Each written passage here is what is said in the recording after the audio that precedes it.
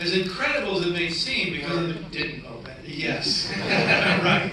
And that leads us to our first question, because as incredible as it may seem to, it's getting a lot of love now, but back then one of the key questions was, how is a movie this great not getting more traction out there? And it had to do, Warner Brothers, despite their great history with Looney Tunes and Bugs Bunny, did not, as I recall, correct me if I'm wrong, they did not have the apparatus that Disney's and others had for rolling the film out, if I'm correct about that. No, and what's, I mean, they did not. They had the stuff, they just didn't use it.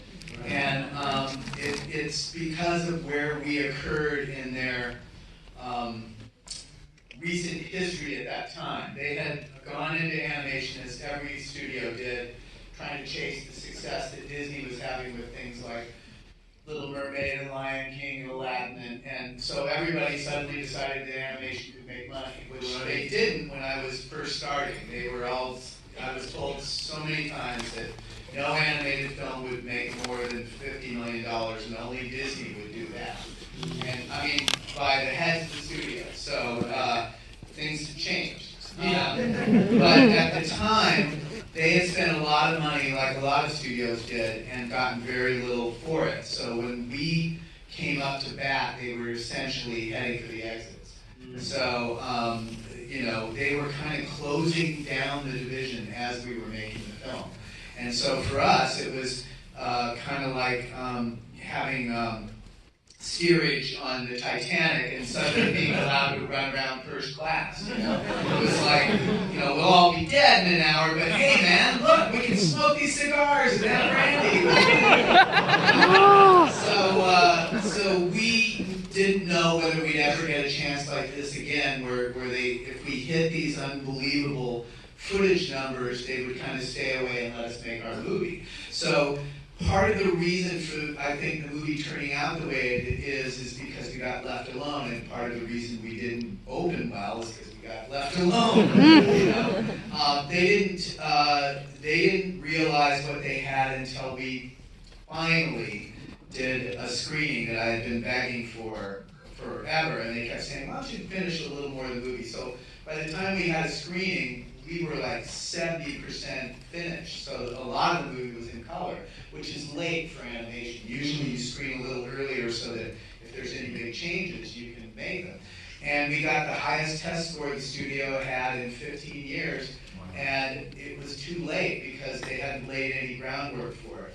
When the public started seeing posters for it, a lot of people thought it was Japanese, and they had no idea what it was. And so the doors flung open. We got great reviews.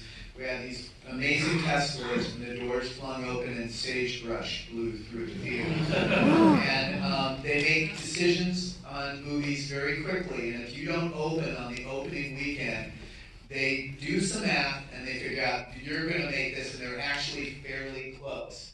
And we were just like, you're dead. You know, you're dead. And it was like, you know. Yeah. I mean, what I recall then from 1999 was that when you say groundwork, it was like there were no cups in Carl's Jr.'s or Wendy's or McDonald's or anything that had Iron Giant on them, which would have been part of the promo. So yeah, and the thing is with animation, particularly because you don't have you know, stars per se. I mean, nobody goes to an animated film to listen to celebrities. Right.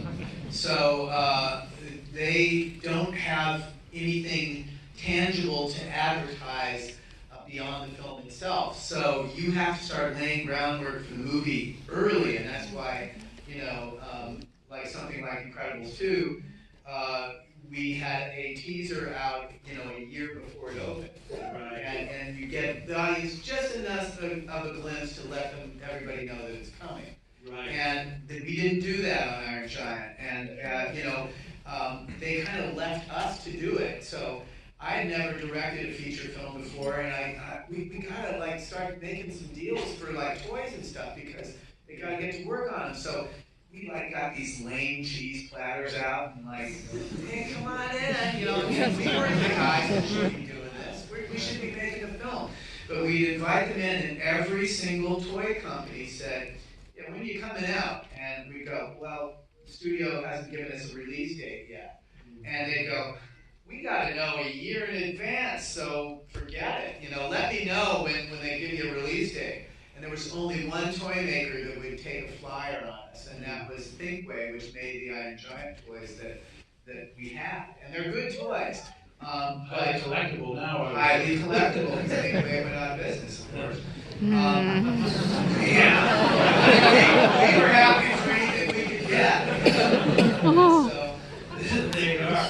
Well, you know, one of the beautiful acknowledgments is Ted Hughes, who, the poet and the poet laureate of England, who passed away in 1998. He wrote The Iron Man, on which this was based. And I wondered, very big in England, actually. Yeah, and it was, you know, when it first came out, I think the book came out in the 70s or whenever, maybe somewhere in there, 60s, yeah. And so it was, but, you know, he was a revered poet, and I wondered if you could talk about, I know that my memory of that book is very dim, but it was more mythical, and it did not operate in the American pop culture way that you brought to it. So I wonder if you could talk about adapting it and what his reaction was. I had another project that I still hope to make, and it's actually a hand-drawn project called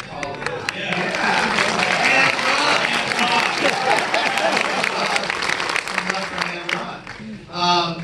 It's called Ray Gun, and I wanted to make it before Iron Giant, and I was at a company called Turner Classic Animation or something like that, Turner Feature Animation. And so they didn't want to make Ray Gun, and they got consumed by Warner Brothers. So all the things that were part of Turner, which was the pre-1947 Warner Brothers library, it was the MGM library, it was all the Hanna-Barbera cartoons, it was the Atlanta Braves, it was CNN, it was, you know, everything. Including your former Hanna-Barbera. Yes, that's right. Cartoon Network. Yeah. And so they, along with all those things, they got the tiny little caraway seed of the last 3 months of my contract.